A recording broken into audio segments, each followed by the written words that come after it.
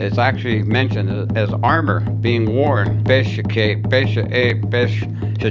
My helmet is made from iron, or my breastplate is made from silver, and my shoes are made from gold. And so our old people had little value on money, but they always valued their jewelry. They wore their wealth in turquoise jewelry, conch bells, bracelets, and to this day it is still the practice. Yote is important to our old people, is to be able to be well dressed and to have the things that say you are out there working and doing your very best.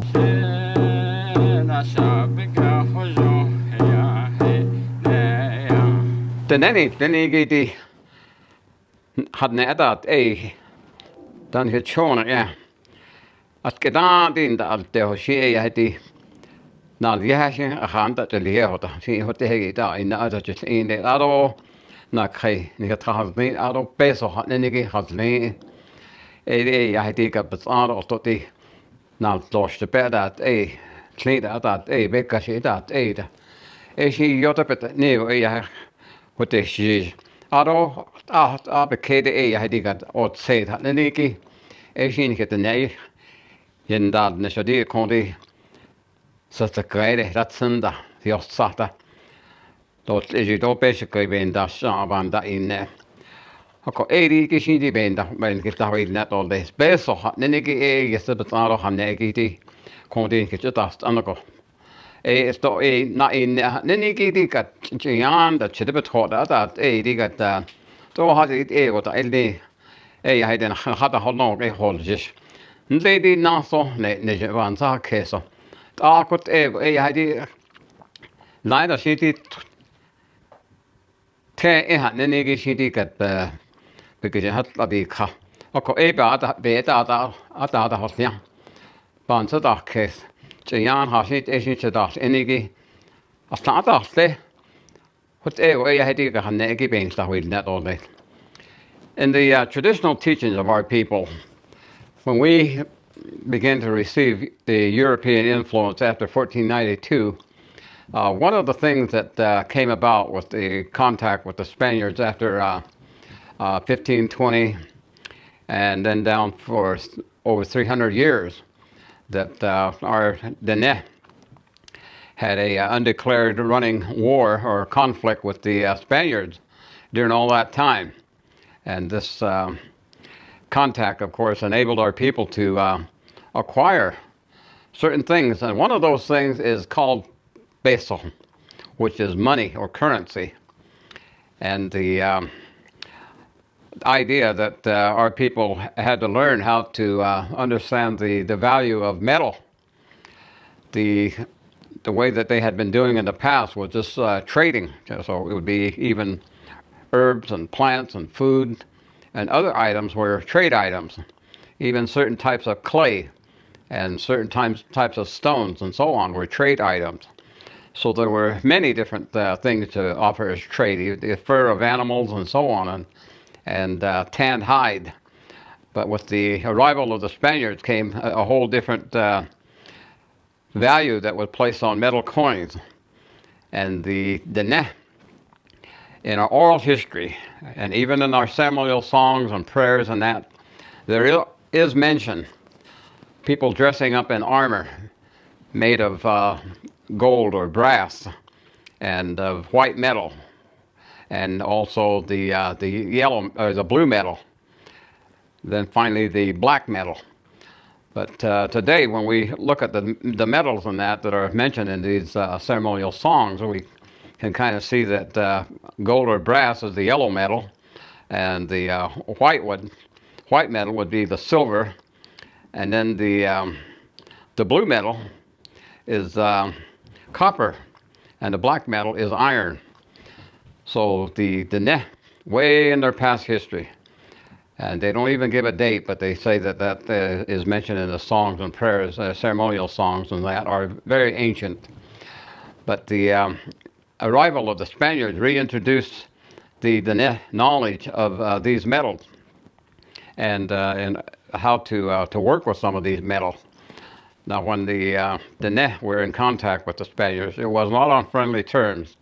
And for over 300 years, that situation existed where the Diné would raid the Spanish settlements and the Spaniards would do the same, and they would carry off women and children. Our people would adopt the women and children into clan families. But the Spaniards, in most cases, made slaves of any of the captives that they took from the different tribes, especially the Diné. And the Nakhaidene, or the Spaniard clan, came into existence with our people, but with the Diné, they forced them to work in mines and other places where they would work them as slaves. And so they tried to force the Diné how to dig up the ore and to process it into the various metals of silver and gold. And they didn't appreciate that because that's taking from Mother Earth and robbing her. And that was not the ways of our people.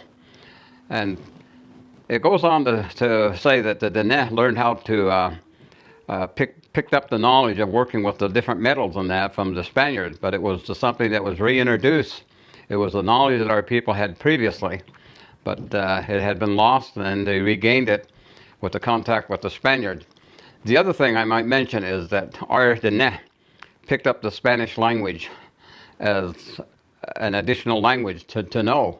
And so many of our Diné spoke Spanish as an additional language.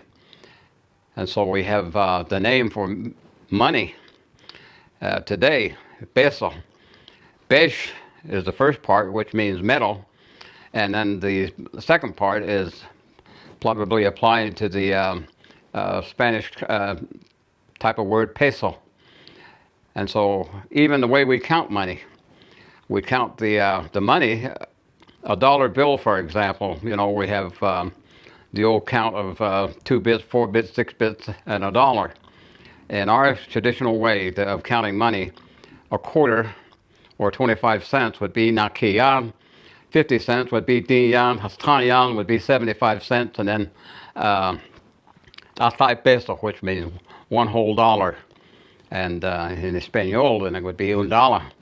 But it was that our people, even when they referred to the people that had a lot of wealth, they would call them rico, and which would mean that they were a person of wealth.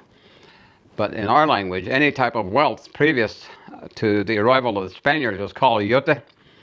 But later on, yote became the things that the Diné learned how to make. They would take the silver coins that they would acquire from raids and that to the Spanish settlements and melt them down into jewelry. And they would make such things as concho belts and necklaces and bracelets and other trinkets, and they became trade items. And so they became a part of yote, or wealth. The other thing is the livestock that they took from these raids and that. Eventually these herds of sheep and horses and such would be in great numbers, and that was wealth. And so those people that had that great wealth, known as rico, many times they were the leaders of the people of Diné. So our progression to the understanding of how money, peso, and yote are very much a necessary part of the economy in some ways. And I have to mention economy because the livestock ownership among the Diné, even into the 1900s, was very important to our people. Livestock would be the sheep, mostly sheep herd, but because they had thousands of head of sheep, they overgrazed the land. And the federal government at that time decided to solve the problem. And it was not a very good way that they did it, because what they did is the Indian agent known as John Collier around 1930s, he went along with a project or a program of where they would just kill about 2/3 of the herds of the Diné that had these large herds. And so they took a bunch of people in there with guns, and they would shoot animals by the hundreds and just leave them laying where they'd kill them and leave them to rot. And this, of course, was destroying the economy and also the culture, because during that time when the Diné owned a lot of these livestock, it became a part of their culture. And so much of it is the agricultural culture and animal husbandry and that type of economy that our people became very much adapt to. And so when they went and killed all of the livestock in that way, under the livestock reduction program, it was very devastating to the economy. They destroyed it. And down through the years, of course, we continue with other taking of resources, water, lands, additional lands, and uranium mining and other mining operations and that, and then the gas and oil. And a lot of times people tend to think that every Navajo gets a monthly check, but I would like to emphasize that that is not so. Our people are under the control of the federal government because everything is held in trust for the Dene. So there's no way for our Dene really to build up any wealth. And the Dene don't own the land, they don't own the resources. It's all held in trust, and that's a government concept of solving the Indian problems, what they've been dealing with from the very beginning. And so, and amongst our people, we still have money, but so much of our people don't understand the value of money in that regard, and they don't understand, of course, how money works, how you can make money work for you. And even in our tribal government, they have a lot of money, and they could spend it on educating the Navajo people or our Dene as to the understanding of economics and to be able to take care of their money and to make their money grow. But that hasn't happened yet. When the medals are talked about in the ceremonial songs and prayers and the way that they are understood, it's actually mentioned as armor being worn.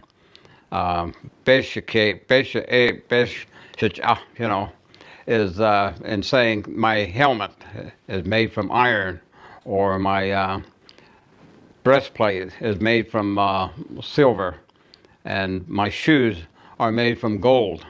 And then all the other places that you would cover your body might be made from copper and other types of metal. But it is nonetheless sang about in the ceremonial songs, and some mentioned in ceremonial prayers, and so on. But they do have direction, like the white metals, silver would be to the direction east. The metal copper would be to the direction south, and the direction to the west would be the metal gold or brass. I have to mention that because they say beshtsuit, but in most cases it would probably be gold. And then to the north is the black metal, which would be iron. And so they do give directions in the four sacred directions, assigning the metals and that. And so it is part of the ceremonial songs and prayers. And so our old people had little value on money, but they always valued their jewelry. They wore their wealth, and turquoise jewelry, concho bells, bracelets, and to this day it is still the practice. Yote is important to our old people, is to be able to be well dressed and to have the things that say you are out there working and doing your very best. And so that when the holy people see you wearing the turquoise and the jewelry, they say, our people, our children are remembering the first world, knowing what the black metal is, and the second world, which is the blue world with the copper. And then, of course, this world is the brass or the yellow world, and the next world is the silver or the white world. And that's the fourth world. So the silver jewelry is symbolic of the next world, with the set stone of turquoise is a reminder and a symbol of the existence before we came into this world. So there's a lot of symbolism in the jewelry that our Dene wear today. It is their wealth, and it is also a part of the culture of our people, and the importance of having yote and understanding it in your life is what we are told.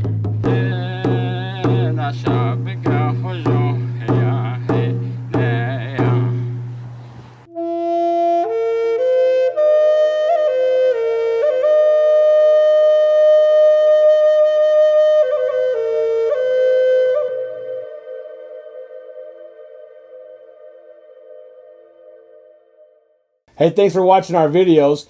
If you like what you see, don't forget to subscribe and hit that notification bell so you never miss one of our uploads. Also, head over to our website, NavajoTraditionalTeachings.com. Sign up for our email list. Okay.